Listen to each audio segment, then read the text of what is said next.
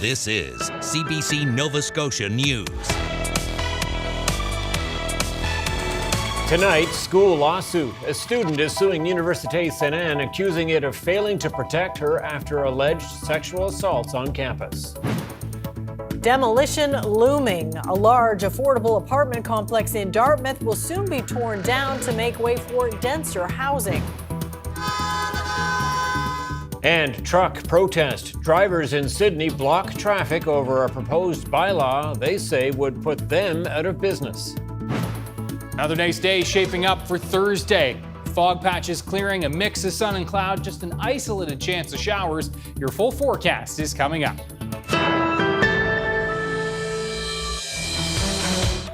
Good evening. A student who alleges she was sexually assaulted at the Université Sainte-Anne is suing the school. This is the second civil suit against a Nova Scotia university since last summer, when another woman launched a similar case against St. Avex in Antigonish. The CBC's Selena Alders has a story. The last time a woman leading the charge in an online campaign against sexual violence at Université Sainte-Anne spoke to CBC News, she had to conceal her identity due to a court-ordered publication ban. But now that ban has since been lifted, and she wants to tell her story.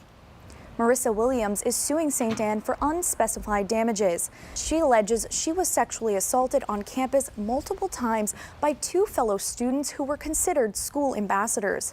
One man was on the volleyball team, the other a residence assistant employed by the university. Her suit claims university administrators failed to protect her from harm on campus. They know that there won't be consequences, that the university won't care enough to actually look into it.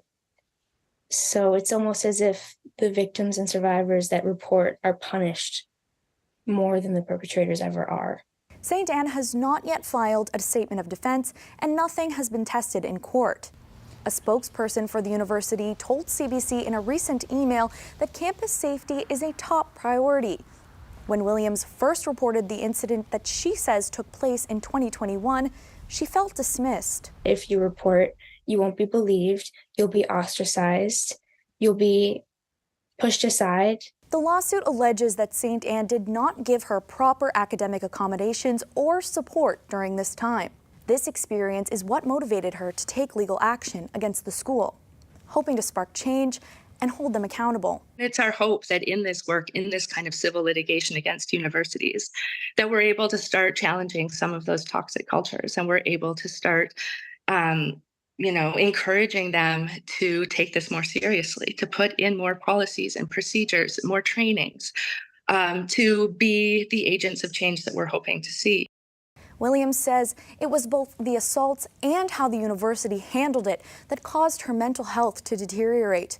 Feeling overwhelmed and unable to cope, she was hospitalized after a suicide attempt. Williams was meant to graduate this spring, but because of these setbacks, she must return to the school for another year in September. And I shouldn't have to be stuck in my place of trauma anymore. But it's kind of like I was sentenced to another year, and like my release date was just pushed back. Selena Alders, CBC News, Halifax. A 25-year-old man from Bellevaux Cove is dead after a car crash in southwest Nova Scotia. Police were called to an accident on Patrice Road in Church Point just after midnight. Officers learned that a dirt bike had collided with a truck that was exiting a side road. A bystander provided CPR to the driver of the dirt bike until emergency services arrived. The man was pronounced dead at the scene. The driver of the truck, a 17-year-old, and the 21-year-old passenger were brought to hospital with non-life-threatening injuries. Demolition is about to begin at an apartment complex in Dartmouth to make way for denser housing. Some tenants of Ocean Breeze Village have already been evicted, and others are waiting anxiously to find out when they will have to leave. Taryn Grant reports. Just north of the McKay Bridge, next to the Bedford Basin, are nearly 400 units of affordable housing. They've been here since the 1960s, but they won't be here much longer. We were told that we have to get out now if we can, and to be honest, we can't. Most of us can't, so I didn't know how to respond. I was a little, speechless. 2 years ago, tenants learned that the new owners of Ocean Breeze were planning to completely redevelop the land. People in nearly 100 units have already been evicted. The timeline for those who remain is not clear, but a new sense of urgency set in last week when the property owners sent a notice recommending all tenants leave sooner rather than later. We can't find any rentals that will accept our pets. We can't find anything within anywhere of a reasonable price. I mean, I understand we're going to pay more because we're under market here, but I'm not willing to pay double, sometimes triple, to live in places that aren't next to the water and have a beautiful community and all this beautiful green grass around us, you know. I'm not prepared for that, so I might be priced out and have to move back to Quebec. These are among the first buildings set to be demolished starting later this month. Once they're down, the land will be parceled up for sale and redevelopment. The owners say they're already talking to some potential buyers. They say they'll try to include conditions in any sales so that new buildings will include affordable housing, but there's no guarantee that will happen. We can't look at the private sector to do any kind of affordable housing unless there's some sort of incentive or support from a level of government. The municipality doesn't have that ability to do it, so either it has to come from the province or possibly the feds, but particularly the province. So what are the chances of that happening there? I think it's going to be slim unless somebody, an order of government steps up. The ownership group, Basin Heights, says the same thing. If there are going to be affordable units in the redevelopment, the province and Ottawa will have to pitch in. Both levels of government say they'll try to help if builders apply to existing programs. I mean, this is a private developer, and the choices that are being made there are being made there by them. I know that there's the possibility of having far more units in that location. We would hope that there would be an affordable component in there. We'll certainly make our programs open to them. In the meantime, some residents have the option of relocating within the community to buildings that are not yet flagged for demolition. But that option is only temporary. Within the next few years, the whole complex will be leveled. It will make way for the construction of as much as 10 times more housing units. It's the kind of density Halifax desperately needs in a time of severe housing shortage. But that long-term gain is little comfort to the people who are being squeezed out. Taryn Grant, CBC News, Dartmouth. The provincial government is still looking for locations to put some of the tiny shelters it bought for people experiencing homelessness. Nova Scotia spent $7.5 million last year on 200 temporary housing units from the American company Pallet. Some are operating, but the Community Services Minister says it's been difficult to find appropriate sites. One location he has his eye on is the former military housing community Shannon Park in Dartmouth. We are definitely looking at it. We're interested in it. We're in negotiations and talks with the feds on this. Would we like this, Shannon Park? Absolutely, 100%. And it's one of the sites that we've zeroed in on, not just for pallets, but for other infrastructure that we can put there to help homelessness and housing.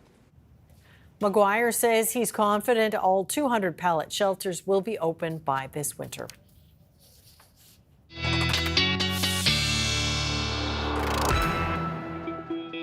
And here's Ryan now to talk weather. And we're happy to see another pleasant day out there. Yeah, active in some parts, but beautiful sunshine in others, and the fog monster looming. There was a lot going on today. Let's have a look at the high temperatures today, and you can see, yeah, mid to high teens along the coast and comfortably into the 20s for many. Note the notably cooler temps for Cape Breton where the rain has been underway. Tomorrow temperatures are going to be pretty much the same. High teens, low 20s along parts of the coast, mid 20s for inland areas.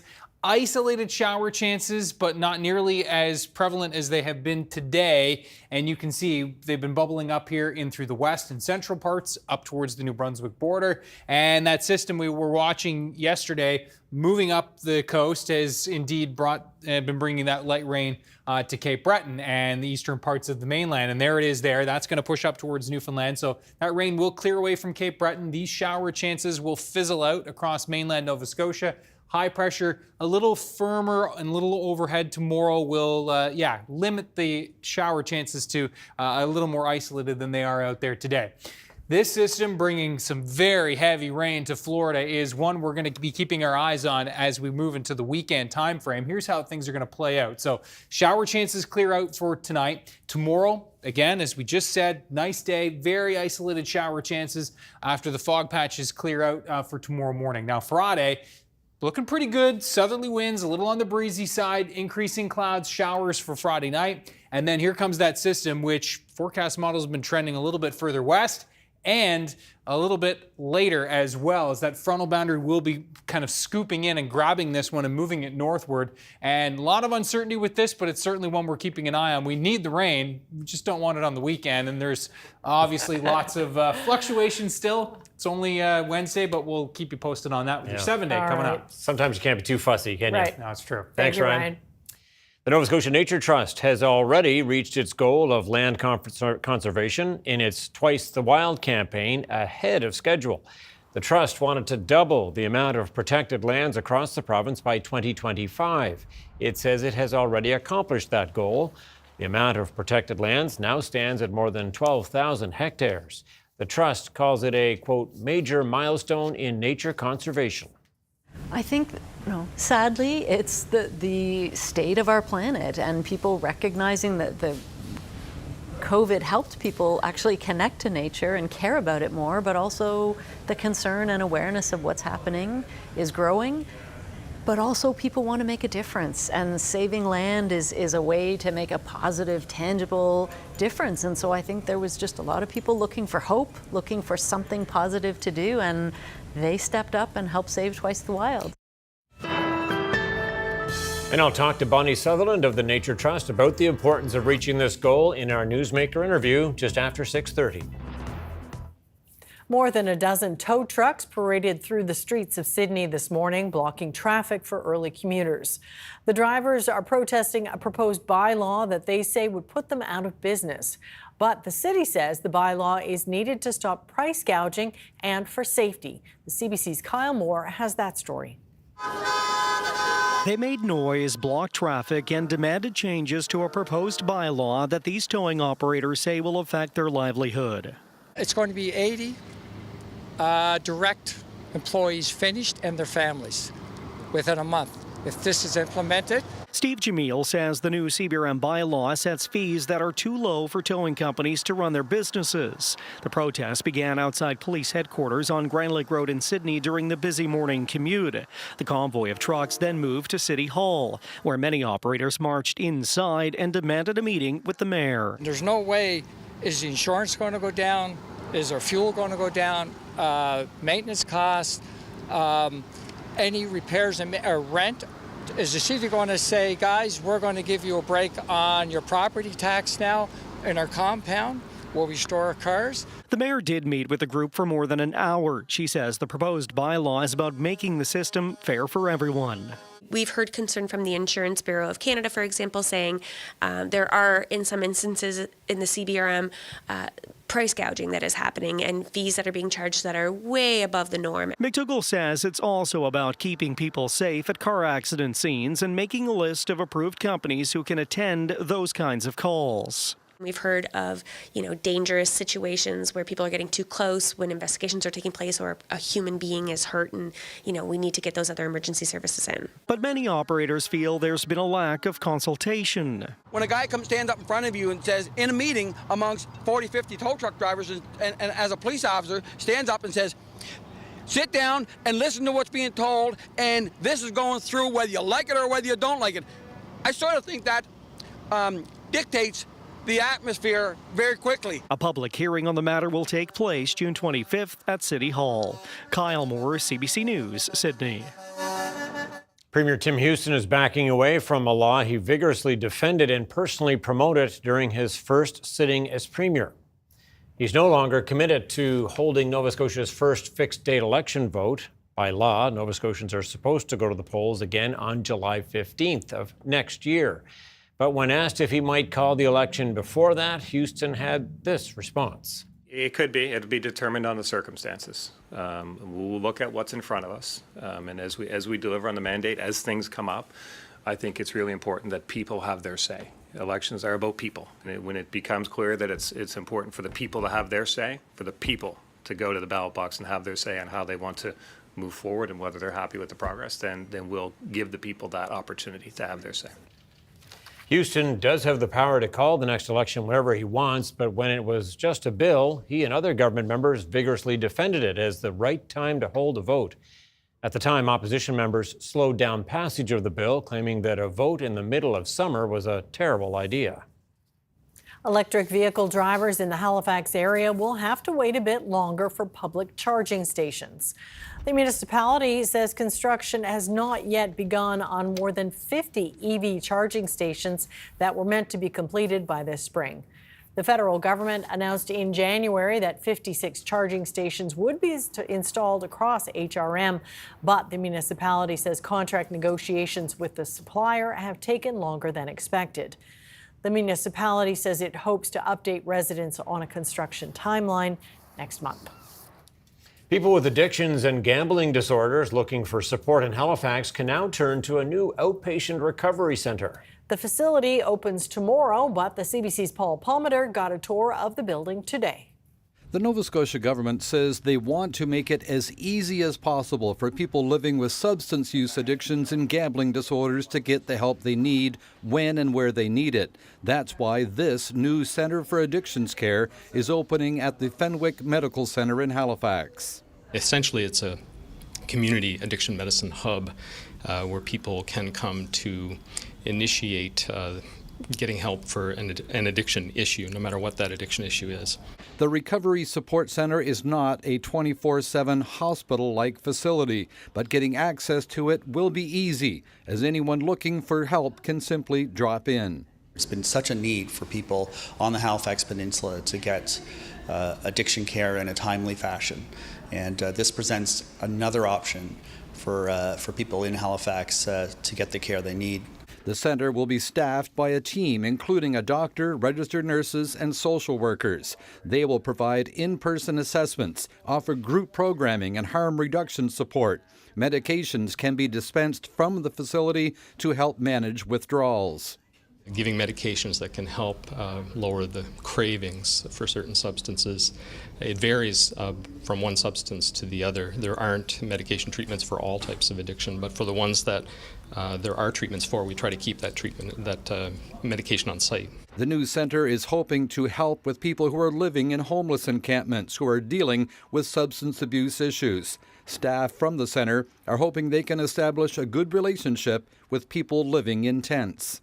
We know that a lot of individuals who end up unhoused themselves are suffering from addiction, or they get exposed to substances such that they develop addictions as really honestly a way to cope with the stress and the trauma of being rendered homeless. The Halifax Addictions Care Centre is part of an aggressive plan where the government is opening a dozen of them throughout the province.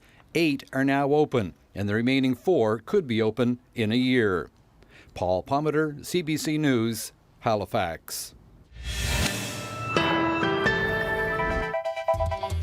Coming up, trying to break the Gaza ceasefire deadlock, U.S. Secretary of State Antony Blinken continues his diplomatic tour. And historic discovery. Explorer Ernest Shackleton's last ship is found off Labrador's south coast. And Ryan is back next with his weather forecast. We'll see you in just a few minutes.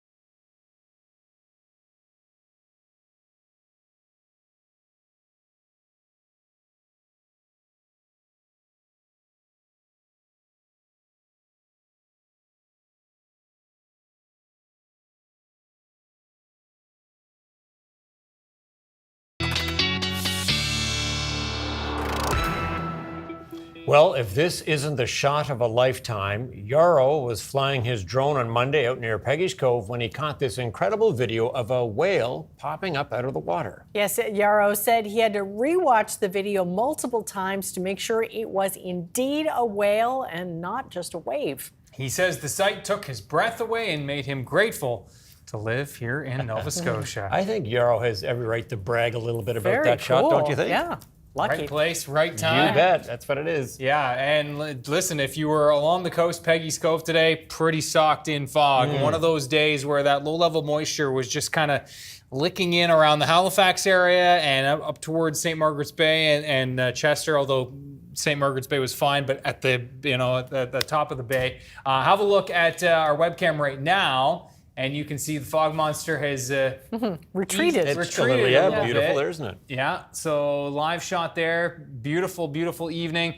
But I know here, even in the Northwest Arm, it was variable from moment to moment, the sun and the fog monster doing battle. So yes, a beautiful evening, 18 degrees, although the dockyard in those onshore winds is just at 12. So those... the water's still a bit cool when the wind is coming in off the water, 17 and 18 degrees in around that Halifax area, 19 at the airport, 23 Truro. That's one of our hot spots right now. And you can see the cooler temps now over Cape Breton, and that is with that rain that's been moving through this afternoon and into this evening. The wind's not too strong, which is great, but yeah, that wet weather coming in across Cape Breton and those isolated showers that have been popping up here edging into the Kentville area, but more so and across into the Hants County area and just south of Cobequid Bay, and that is now pushing to the east as well. So this low will depart. An area of high pressure will move in, and it's going to be keeping us quiet as we move through tomorrow with just an isolated chance of a shower. And then watching this system, teased it earlier in the program, and this low is one to watch for sure. Very heavy rainfall. Sarasota picked up 8 inches of rain in 3 hours. That's 200 millimeters in 3 hours, a 1 in 1,000 year event. And that was last night. And now the heavy rain over Miami and a flash flood warning in effect there.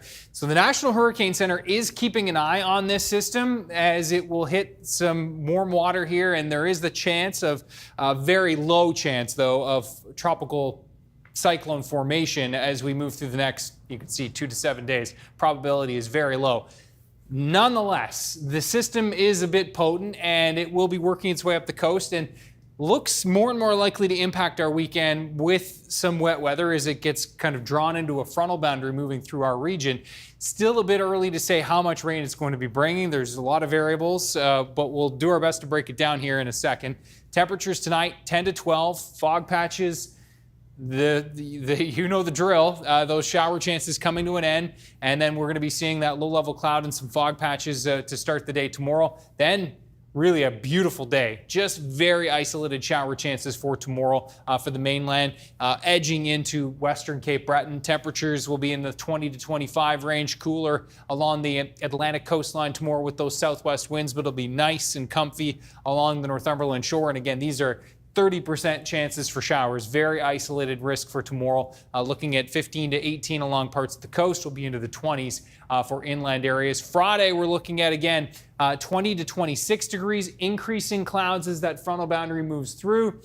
Cooler again in the southwest winds, which will be picking up and a little breezy, maybe some gusts to 50 kilometers per hour by the end of Friday as this frontal boundary comes through. And again, it's going to kind of pick up this system, move it in. Now, this forecast model, this is the European forecast model, is further west, and it's a little bit later than some of the other projections. And so that's why we're looking at later Saturday, and we're all in green here.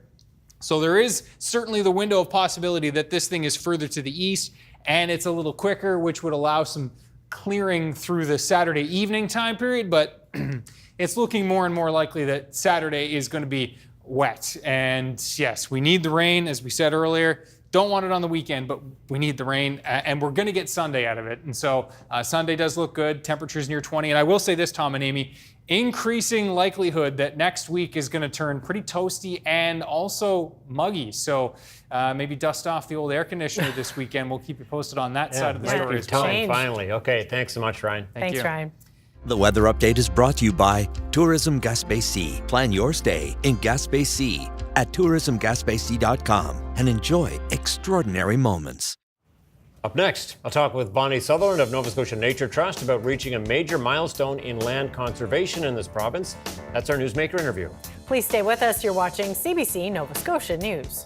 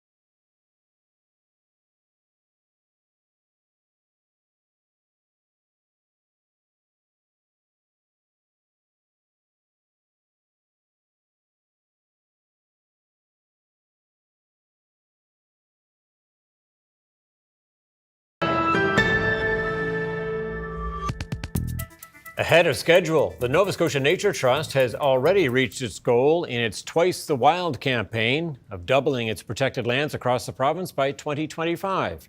The amount of protected lands now stands at more than 12,000 hectares. The Trust calls it a major milestone in nature conservation. Bonnie Sutherland is with the Nova Scotia Nature Trust. How pumped are you about this milestone? Oh, very much. It's a very exciting day for nature and for all Nova Scotians. Put it in context for people then. What makes it significant in terms of the acreage and the size protected? Well, back in 2020, we recognized we have a growing biodiversity crisis, climate crisis. Protecting land we know is one of the most important ways to protect against both. And so we set this ambitious goal to double what we'd protected in our first 25 years in just a few years. And so we launched Twice the Wild. went out to the public to say, can you help us protect Twice the Wild? They did. We had tremendous support. And today we reached that goal, 30,000 acres protected. It's interesting because it did start out slowly, and then when you made the call, people really did respond. What do you attribute that to? I think, sadly, it's the state of our planet and people recognizing that the COVID helped people actually connect to nature and care about it more, but also the concern and awareness of what's happening is growing. But also people want to make a difference, and saving land is a way to make a positive, tangible difference. And so I think there was just a lot of people looking for hope, looking for something positive to do, and they stepped up and helped save Twice the Wild. It can be a real legacy project, I guess, for some people, can't it? Oh, it is. It's really all about protecting nature for generations to come, so they can appreciate and enjoy what we have. Can you put it in perspective for me? Obviously, we're talking about Nova Scotia. We're concerned about Canada and the globe for sure. But in terms of the significance of the amount, the percentage of the land in Nova Scotia that's being protected, what's your sense of how we're doing compared to other places? It varies. I think it's wonderful that Nova Scotia has legislated that we need to protect 20% of Nova Scotia by 2030. That is very unique. It's slow progress getting there, but I think there is a lot of good intent, and there has been progress. It is slow, but by nature, protecting Crown land, but also working with private landowners and trying to convince them of how important their land is and what they can do to protect it. It's not a quick fix. So how do you feel about our progress so far and where we need to be? Yeah, I mean, we're very excited that we've just doubled. And so we've shown that when, we rally the community and collaboration. We're working with all levels of government and other land trusts, Mi'kmaq partners, other community groups.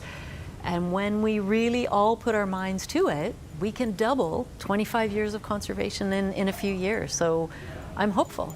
It's very impressive when you put it in that context, for sure. I suppose no one's really looking for a precise measurement or a metric per se, but in your time with the Trust, are you able to point to a species or to some sort of metric that sort of says, hey, this is actually making a tangible difference? We know it's obviously good for the environment, but can you help people understand it on that level at all? I mean, yeah, it's a tricky one. I think some of the things that we're seeing, it's been a banner year for endangered piping plovers. And some of that is definitely can be attributed to we are protecting those critical habitats. And we were delighted to hear that plovers are nesting on a number of Nature Trust properties this year. Those numbers, a lot of people thought we were going to lose piping plovers. And they're recovering and they're doing well. And there are other species at risk that have been on the cusp, and is it worth putting energy into trying to preserve habitat for Blanding's turtle, for wood turtle, for other species? And we are seeing that it makes a difference. So I think there are definitely signs of hope, and we're seeing individual parcels of land where slowly over time we're building, because our land is so fragmented and subdivided, where we're actually seeing interconnected corridors of nature. And we know that's what nature needs to thrive long term. So I think there's lots to be optimistic about, lots of good signs, a lot more work to be done. That's encouraging, at least. You talked a little bit about the collaboration of some of the groups. How do you foster that kind of spirit and maybe build on it, having had this success in recent years? Yeah, we had a press conference this morning and we had a lot of the partners there, and I think having those successes really does help, because it can be head down, grinding away. We're working so hard to protect this. It feels like there's so much negative around us, and just stopping to celebrate, I think, is one really important thing that I recognize today. And there's a lovely little video that my team put together, I didn't see until today, of a child and their perspective on Twice the Wild. And I think being reminded of why we're all doing this is another sort of rallying call for all of us. It's realizing how important it is. The actions we take today define what will be there for generations to come, and let's give them that gift of nature. This is my world. It might seem small, but there's a lot I can do. So what is next? You're not done yet. We're not done yet. We'd love to take a well-deserved break, but no, we know nature needs us now more than ever. This is a really exciting milestone. It's hopefully something that will give people hope to show how much can be done when we come together, set an ambitious goal, we can achieve it. So we will be coming out soon with the next big goal. Looking forward to it. Thanks for the progress update today. All right, thank you.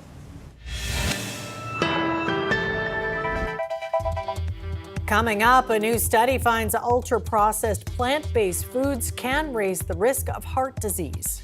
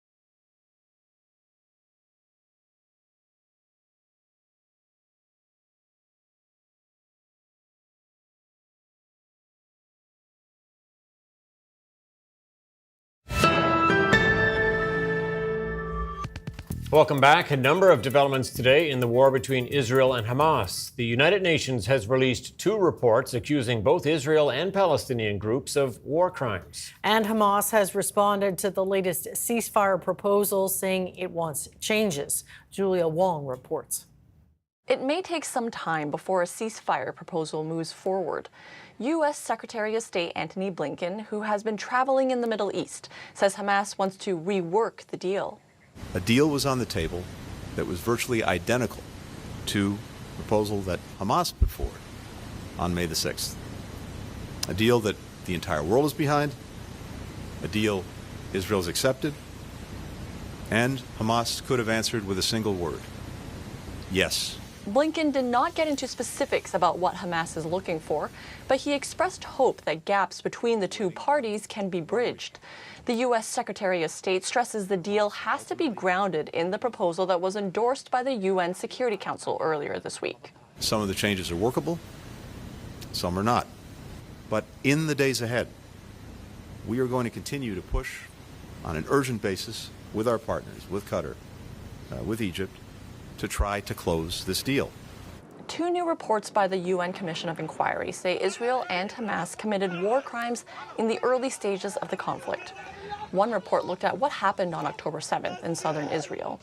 It found evidence suggesting Hamas and other armed Palestinians decapitated Israelis, set houses on fire while there were people inside, and it also finds there was a pattern of sexual violence in the attacks. The other report looks at Israel's response in Gaza in the months following. It says women and girls were sexually harassed by soldiers in front of their family and community, and it also finds Israeli bombardment in Gaza targeted crowded civilian areas and states Israel intentionally used starvation as a type of warfare. We have witnessed and we are perfectly aware of what was a unique level of destruction and a unique level of casualties in the Palestinian population during these months of war that has no precedent in any other situation that I've lived as Secretary General of the United Nations. Israel's diplomatic mission to the UN says Israel rejects the findings about its conduct in Gaza. There's been no response from Hamas. Julia Wong, CBC News, London. The Prime Minister is headed to Italy today. Justin Trudeau is taking part in an annual G7 Leaders Summit that begins tomorrow in Rome. On the agenda, development in Africa and artificial intelligence. But wars between Russia and Ukraine, as well as Israel and Hamas, hang over this year's meetings. Ashley Burke is traveling with the Prime Minister and has more. The Prime Minister is traveling to Italy on the plane that you can see behind me. He'll be meeting with G7 leaders at a critical time. The wars in Ukraine and in Gaza have cast a long shadow over this year's summit. A former foreign affairs advisor to the Prime Minister says this is a moment of real uncertainty.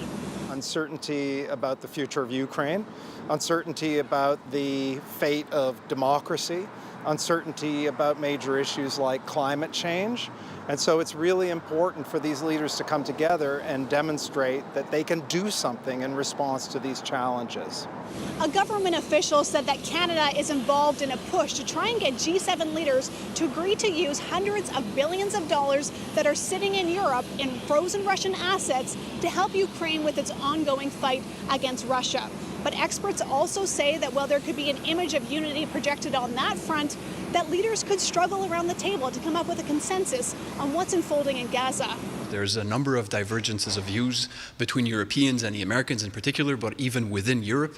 So it will definitely be a challenge for the G7 not to be derailed in some ways by what's going to happen in Gaza and what are post-war plans. He says that could overshadow Italy's official agenda that includes talking about development in Africa to curb migration and as well artificial intelligence.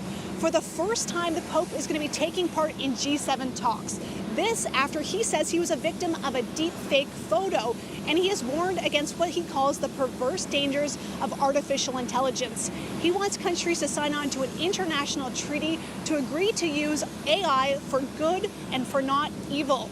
As well, a government official said that this summit is happening during a year of elections in the UK, the US, and also across the EU. So there'll be a focus on countering disinformation, on free and fair elections, and as well on foreign interference. This government official said the Prime Minister will be bringing up foreign interference. This after a bombshell report recently alleged that there could be some parliamentarians that have helped foreign countries meddle in Canadian politics, including India and China.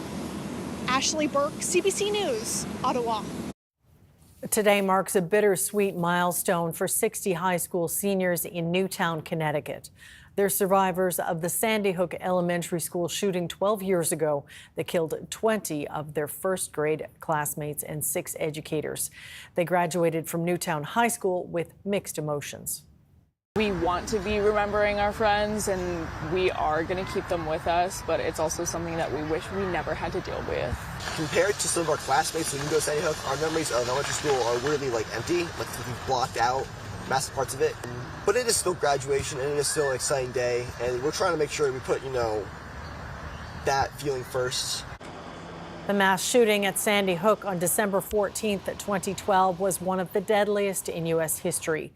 The victims were honored at the grad ceremony.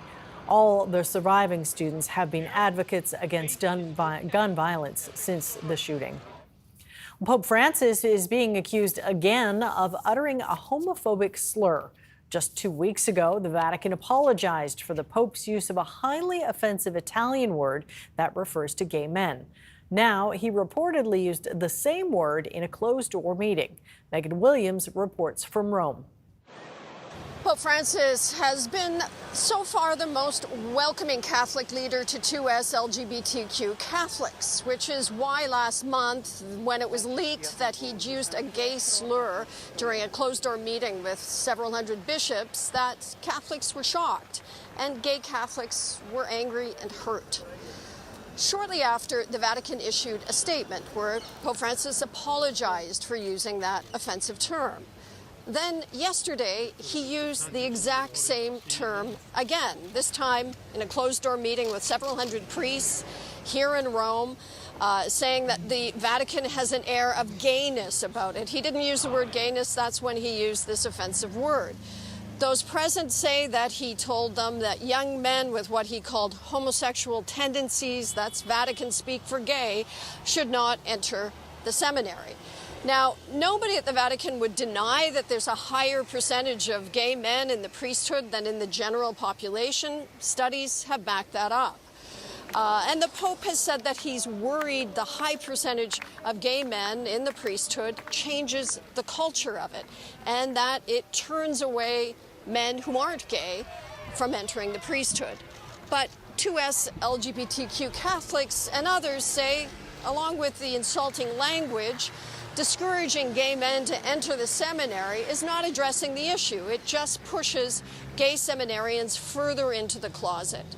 In contrast to the apology the Pope issued last month, when he used the gay slur, this time the Vatican issued a statement shortly after the news was leaked, and it said only that the Pope had urged those present to use prudence in allowing gay men to enter the seminary. Megan Williams, CBC News, Rome.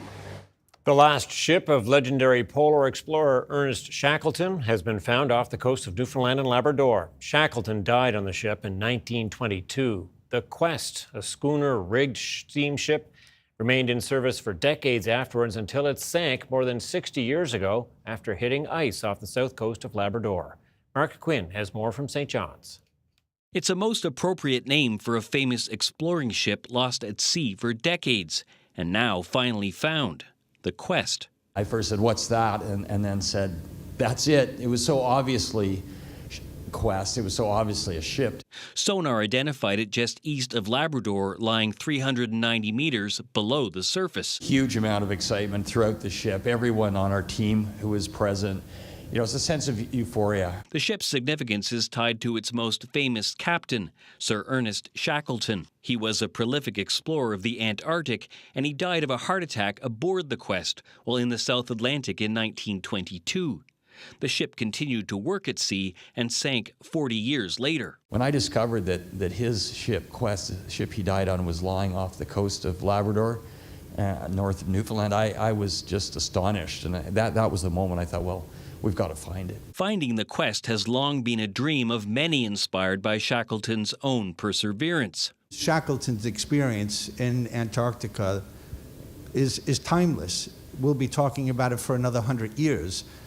And the vehicle to do that today, to make it really tangible for everybody, but especially for young people, is visual images of the shipwreck itself.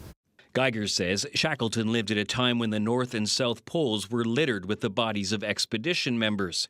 But Shackleton himself was the only person to ever die on an expedition he led. I think it's the fact that he placed human life above his own ego, his own desire to achieve these geographic aims that really sets him apart from many people of that era. A century later, 17 hours into their search, the ship he died on is revealed in a ghostly sonar image. The Royal Canadian Geographical Society, which led the search, is planning to return to the site later this year. They're hoping to gather close-up photographs with a remotely operated submersible. Mark Quinn, CBC News, St. John's. You might assume plant-based foods are healthy, but a new study found that plant-based ultra-processed foods can raise the risk of heart disease. Christine Birak now on the research and what you should keep in mind. Because now we can turn plants into burgers and hot dogs. Yes, they're plant-based foods, but they're also ultra-processed. Question is, are they still just as good for you? A new study says, no, they're not. This is kind of one of our first signals suggesting that they aren't that good for us. Brazilian researchers looked at the implications of food ultra-processing on heart health from plant origin foods. Based on over 100,000 people surveyed in the UK, they found increasing your intake of plant-based foods by 10%, including fruits and vegetables, nuts, seeds, whole grains, and beans, can lower your risk of having a heart attack or stroke. But eating plant-based ultra-processed foods, things like buns, margarine, bread, and cookies, appear to do the opposite, increasing your risk. The real question that somebody like me has is why is that? And we don't know that answer yet. Inside this lab at the University of Toronto, they're trying to figure out how various nutrients affect our body. What we do know is most ultra-processed foods are industrially formulated with additives and preservatives, promoting convenience and shelf life, and their marketing is evolving. The strategy is often to health wash the products and make them appear healthier than they actually are. Studies have shown half our daily calories come from ultra-processed foods, especially kids. This dietitian's advice, try to buy whole, unpackaged foods. Yes, we can have convenience foods, but we need to look at the labels to see which are ultra-processed and which are just processed or cooked from scratch. She adds, the shorter the ingredient list, the better. And researchers insist, as some try to cut back on meat and dairy products, filling up on plant-based junk foods is not a healthier option. Christine Birak, CBC News, Toronto.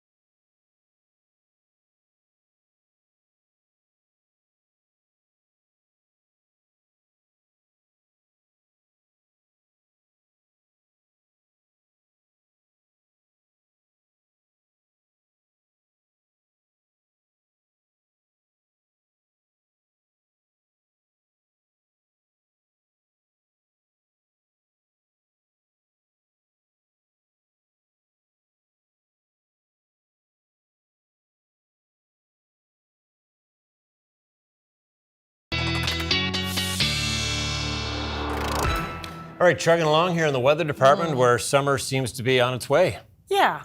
But here and there, every day is a little different, it seems. It's always an adventure. The last couple of days, it's really been all about the fog kind of along the coastlines. And that was certainly the case in the Halifax area today, but not just here, of course. The last couple of days, it's been kind of looming. And I love that the fog monster's kind of showing its face all over the province. So this one, we're going to go all the way up to White Point Harbor. And have a look at this. Now, there it is. That is the fog bank way on the far side, and not just, astonishingly how, straight it is, but you can see how deep it is. And very thick. Very.